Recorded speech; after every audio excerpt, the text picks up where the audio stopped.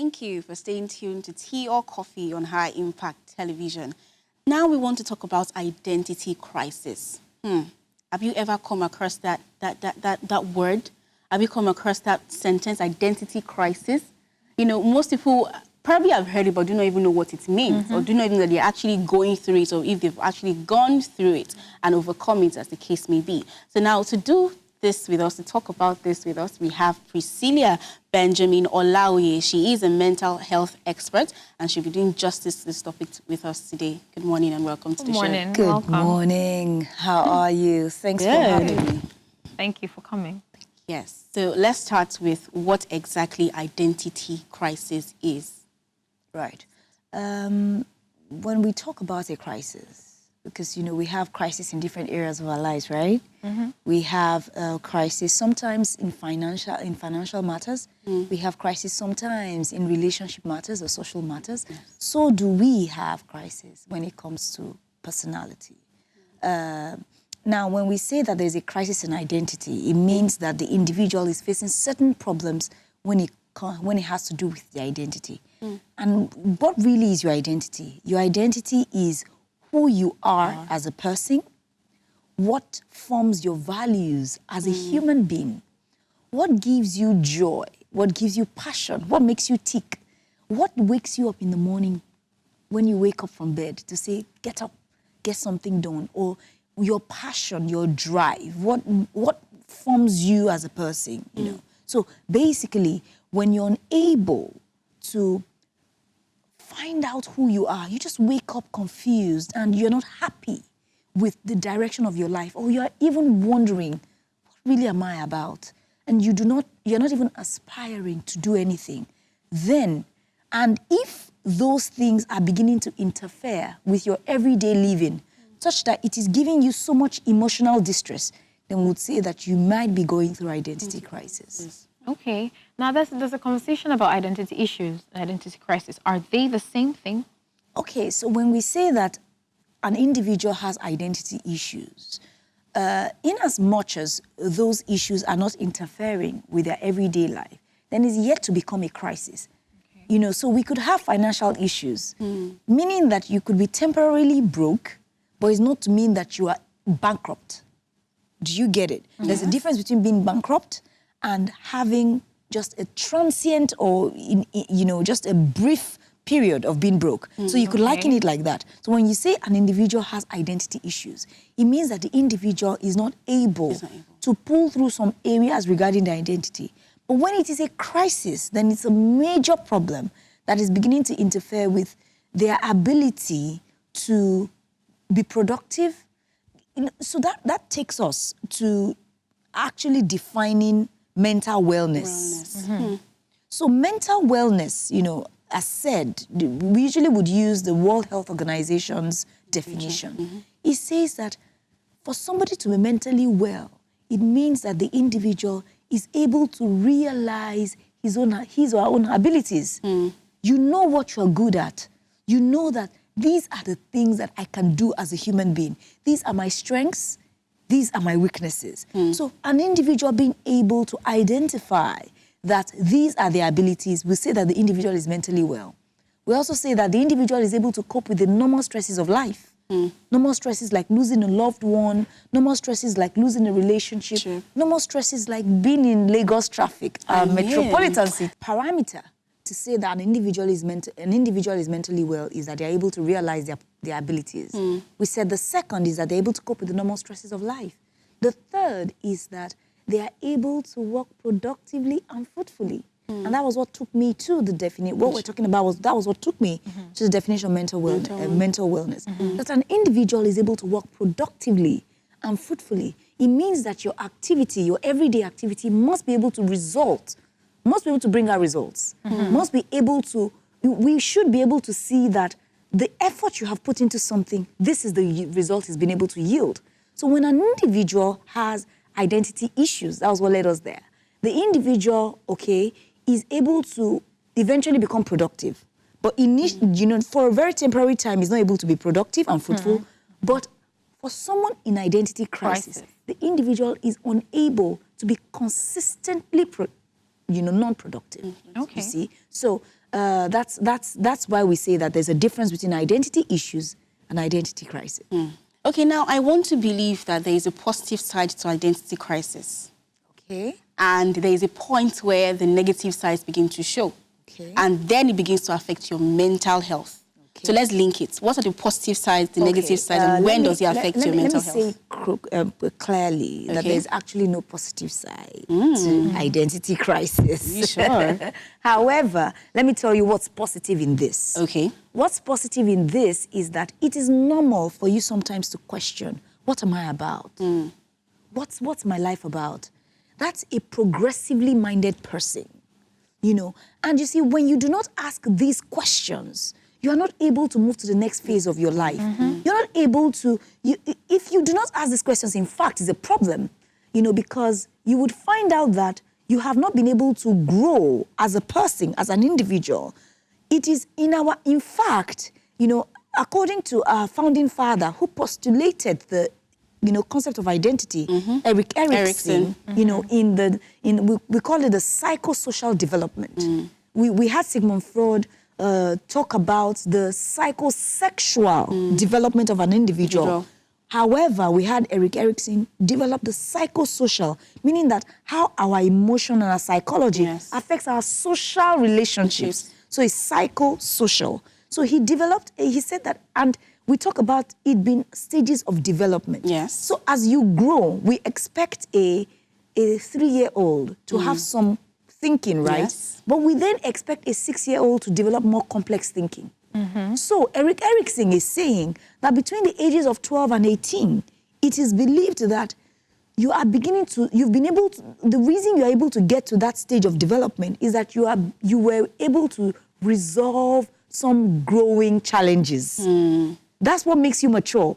So if you give me this task, I'm able to, that's why we start from A, B, C, D for children. And it's believed that once you're able to understand A, B, C, D, then you should be able to start with 2-letter words. Then you move to 3-letter words. Then you're able to make a sentence. So the more you're able to resolve certain challenges in life, you grow cognitively in your thinking. So it is believed that between the ages of 12 and 18, you should be able to resolve some problems. My point is, it is because you are able to ask these questions that you're able to move on to the next phase, and then you become a mature adult. And that is how identity is actually formed. So Erik Erikson said that an individual is able, between the ages of 12 and 18, develop a personality. And if you fail, but of course, there have been other stages before we got to that stage, because there is the first stage, which is trust versus mistrust. A baby, first of all, learns the instinct of trust. When he cries, he believes that mommy will come and feed me. Yes. When he's wet and uncomfortable, he believes that somebody will come and touch me and cuddle me. So he develops trust. But when that bonding is not available, the child begins to develop trust issues. So we go through these stages because of our time. I can't go through each stage. But the individual is able to go through 5 other stages before we now get to identity versus role confusion. So when the individual is able to resolve the first stages, then it gets to identity, which happens, you know, from the ages of 12.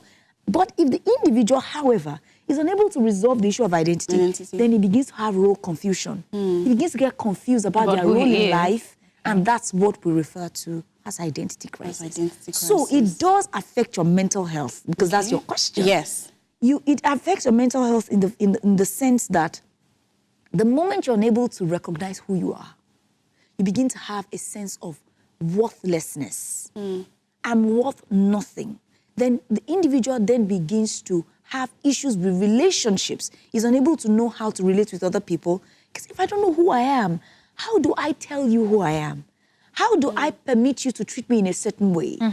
How do I sit down and say, I am a mental health expert? I can't say that confidently because I am unsure of who I am. So you begin to have role confusion. What's my role in the society?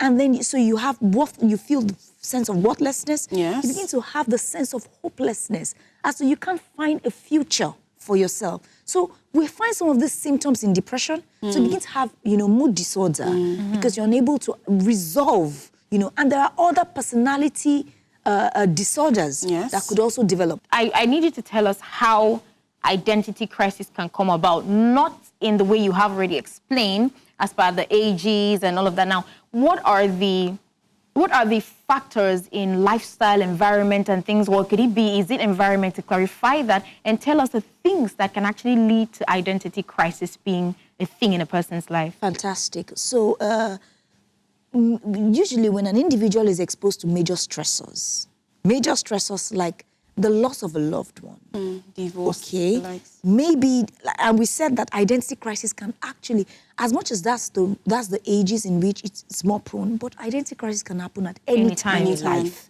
And we talk about the midlife crisis, right? Yes. Yes, adult. Identity crisis is the younger, is the one that happens in, at the younger stages. But so identity crisis can happen at any time. So when an individual, for example, goes through divorce, the individual begins to ask, okay, so I'm not worth it after all. So I'm not worth fighting for. Or maybe there's a major change. Okay, maybe the loss of a job, or the individual is unable to achieve certain things that he or she has been aspiring to have. Maybe failure in certain areas in life. So the individual then begins to question. What really is it? Everything seems to be working for everybody except me. Things seem to be going rosy for everybody except me. So it is a major, major, major issue, when the individual is unable to resolve stressors. So ideally, when you have a very strong and formed personality, so we cannot overemphasize the fact that we're going through a global mental health crisis all over the world, right? People are mentally and emotionally exhausted. Yes. Because they are consistently faced with stressors and they're unable to resolve the stressors. Okay? And you have young people unable to resolve basic crises. Just a few weeks ago, we heard of the young boy who committed suicide because he failed JAMB twice. When stressors are unable to be resolved, they could become triggers. Sometimes, when certain traumas happen, so you have been able to put certain situations to protect yourself. Maybe we've heard of young people who would refuse to wear revealing clothing because they do not want to be raped. We've heard people who refuse to wear skirts because they only wear trousers because they believe that it's more difficult. So the individual puts certain preventive measures around themselves so that certain things do not happen. But those things still happen anyways. So it breaks the ability to say, it breaks them because they're saying to themselves, despite all of the protective measures I put around myself, these things still happen. Then what really am I about? It means it's not about what I put around myself, the protective measures I put around myself, is that I'm just not worth anything. So you see, all of these stressors could lead to a crisis. You've mentioned mental a number of times. So is this a mental or psychological problem? Okay, awesome question. When we hear the word mental, oftentimes there is a bell, there's a light bulb that comes into our minds. But when I say something like, oh, your physical health is really important, no light bulb comes up. That's because we seldom use the word mental. And when we put it in our literal use, we connote it in a negative form. So we have aspects of our lives. The brain is the organ of the mind. When I say that someone has hypertension, for example, it means that there is something wrong with the cardiovascular system. And the organ of that is the heart, right? So when we say psychological, we are still referring to the brain. When we say mental, we're still referring to the brain. Because the brain is the organ of the mind. So our mental processes is a function of the brain. That is the same way our mental processes is a function of our psychological well-being. You get what I mean? So when we say something is a psychological issue, it is also a mental issue. Just the way our physical health is the same with our mental health. These are aspects of our health. So it's about the same. Okay, let me go back to what Eric Erickson said. Now, he's of the opinion that the ability to go through these identity crises, resolve issues in life is part of our development. So it's like we have to go through these things and we have to be able to resolve them to develop. Erickson is saying that you cannot learn to walk until you've gone through previous stages. Okay. So resolving issues you could learn how to resolve issues from anywhere. It Okay. could either be your own experiences or the experiences of other Others, people. Okay, but it's important that you do not live a stress-free life. Okay. Because when the stress now comes, you won't know how to resolve it. So you go through smaller stresses to be able to go through greater stresses. So as you go through smaller stresses, you are developing tenacity and mental resilience to be able to deal with the bigger issues. Hello there. Did you just enjoy that beautiful video? Don't worry, we have more for you. All you have to do is click on the subscribe button and ring that little bell for more notifications. Tea or coffee will be served for you.